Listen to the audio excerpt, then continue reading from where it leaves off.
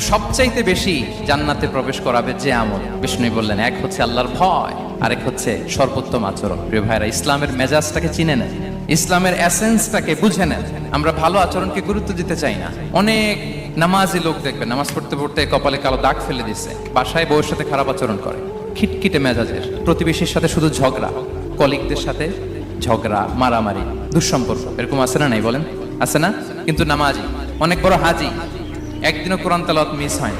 তো এত আবাদত করেও সে ইসলামের আসল এসেন্সটাকে ধরতে পারেনি। বিষ্ণু বললেন, সবচেয়ে বেশি জান্নাতে প্রবেশ করাবে যে দুটি আমল, একটি হচ্ছে তাকওয়াল্লাহ, আল্লাহর ভয়, আরেকটি হচ্ছে উত্তম আচরণ, সর্বোত্তম আচরণ। তো আমরা যেন উত্তম আচরণের অধিকারী হই, আমার স্ত্রীর সাথে যেন ভালো আচরণ করি, প্রতিবেশীর সাথে যেন ভালো আচরণ করি, ছেলে মেয়েদের সাথে যেন আমাদের অ্যাটিটিউডটা ভালো থাকে, আচরণটা ভালো থাকে, কলিগের সাথে যেন ভালো থাকে। বিশ্বনবীর আচরণ যেমন ছিল তেমন আচরণ যেন আমরা গড়ে তুলতে পারি। আওয়াজ করে পড়ুন আমিন। সুনানে আবু দাউদের এক